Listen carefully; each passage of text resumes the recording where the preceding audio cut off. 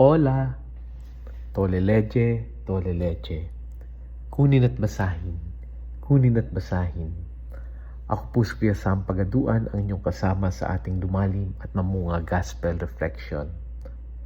Ngayon ay July 23, 2026. Ang mabuting balita ng Panginoon ayon kay San Mateo, chapter 13, verse 10 to 17. Noong panahong iyon, lumapit ang mga alagad at tinanong si Jesus, "Bakit po ninyo dinadaan sa talinghaga ang inyong pagsasalita sa kanila?" Sumagot siya, "Ipinagkaloob sa inyo na malaman ang mga lihim tungkol sa paghahari ng Diyos, ngunit hindi ito pinagkaloob sa kanila, sapagkat ang mayroon ay bibigyan pa at mananagana, ngunit ang wala kahit ang kakaunting nasa kanya ay kukunin pa. Nagsasalita ako sa kanila sa pamamagitan ng talinghaga, sapagkat tumitingin sila ngunit hindi nakakakita at nakikinig ngunit hindi nakakarinig ni nakakaunawa. Natutupad nga sa kanila ang hula ni Isaiah sa nagsasabi, makinig man kayo na makinig, hindi kayo makakaunawa, at tumingin man kayo ng tumingin, hindi kayo makakakita. Sapagkat naging mapurol ang isip ng mga ito, mahirap makarinig ang kanilang mga tainga at ipinipikit nila ang kanilang mga mata. Kundi gayon, disinsanay nakakita na ang kanilang mga mata, nakarinig ang kanilang mga tainga at nakaunawa ang kanilang isip, at nagbabalik loob sa akin. At pinagaling ko sila, sabi ng Panginoon.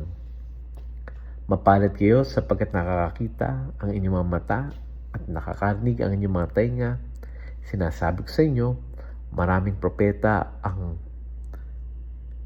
na matutuwid na tao ang nagnanasang makakita sa inyong nakikita, ngunit hindi ito nakikita, at nakakarinig sa inyong naririnig, ngunit hindi ito napapakinggan. Ang mabuting balita ng Panginoon. Pinupuri ka namin, Panginoong Hesukristo. Happy Thursday po sa inyong lahat. Napansin niyo ba? Wala akong background Pasensya na't mukhang magre-retire na yung aking laptop. Ayaw mag-background music. Anyway, sa gospel ngayon, lumapit ang mga alagad kay Jesus at tinanong siya, bakit po sa pamamagitan ng talinghaga kayo nagsasalita sa kanila? Pinaliwanag ni Jesus na ang mga talinghaga ay hindi simpleng kwento lang. Ang mga ito ay paanyaya sa isang pusong handang makinig at magbukas sa Diyos. Kaya anong sabi niya? May mga mata nga sila, tumingin man sila tumingin pero hindi nila makikita. May tenga nga sila, makinig man sila ng makinig pero hindi nila maririnig ni maunawaan. Hindi ito tumutukoy sa pisikal na paningin o pandinig. Ito ay tungkol sa kondisyon ng puso.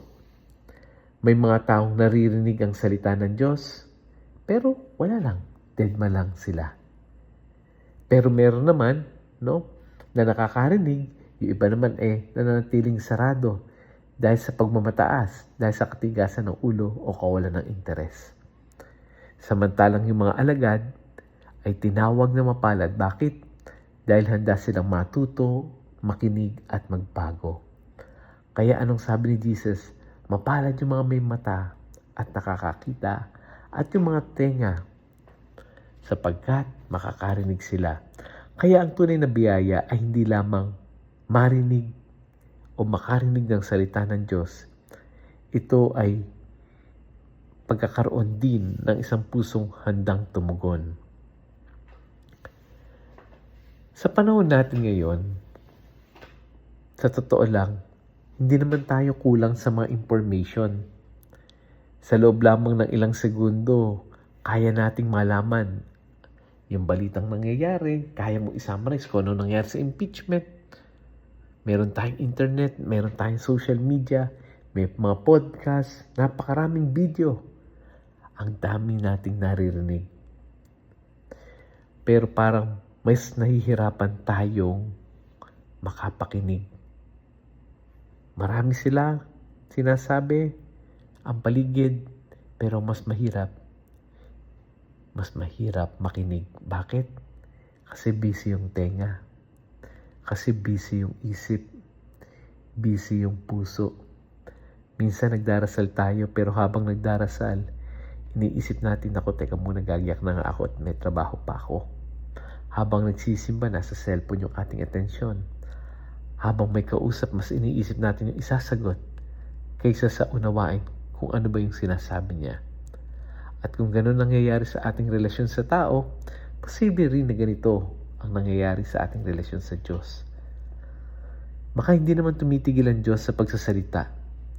Baka tayo ang tumitigil na makinig. Kaya napakaganda ng sinabi ni Jesus, mapalad ang iyong mga mata, mapalad ang iyong mga tenga. Hindi niya sinabing mapalad yung mga pinakamatalino. Hindi niya sinabing mapalad yung pinakamaraming alam. Kundi sino yung mapalad? Yung taong marunong makinig.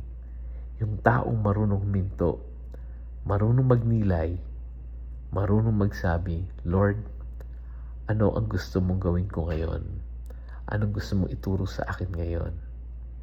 At marahil, yun ang pinakamalaking hamon sa ating panahon. Hindi lang maglaan ng oras para magsalita kay Lord, kundi maglaan din tayo ng oras para makinig sa Kanya. Kaya ang tanong, may space pa ba sa pakikinig yung puso natin? Let us pray. Panginoong Jesus, maraming salamat dahil hindi ka nagsasawang magsalita sa aming mga puso. Patawarin mo kami sa pagkakataong mas pinakikinggan namin yung ingay ng mundo kaysa sa iyong tinig. Bigyan mo kami ng mga matang marunong makakita ng iyong presensya sa pang-araw-araw na buhay.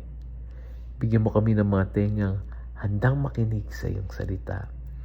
At higit sa lahat, bigyan mo kami ng pusong handang tumugon sa anumang iyong ipagawa sa amin. Amen. Friends, bago tayo magtapos, sa mundo nating puno ng ingay, di ba?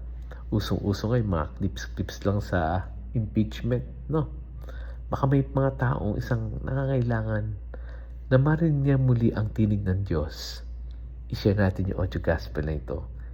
Share natin to sa ating mga kaibigan, kakilala, sa ating mga classmates, sa mga GC natin, sa mga kasama natin sa trabaho. Hindi mo alam, baka sa simpleng pag-share mo, ito ay maging sandaling paghinto sa kanyang ginagawa para makinig at muling maranasan ang presensya ng Panginoon. Muli, ako po si Kuya Sam Pagaduan, lagi nag-aanyaya. Halina, tayo ay lumalim at mamunga, lumalim sa pananampalataya at mamunga na mabubuting gawa. God bless us all.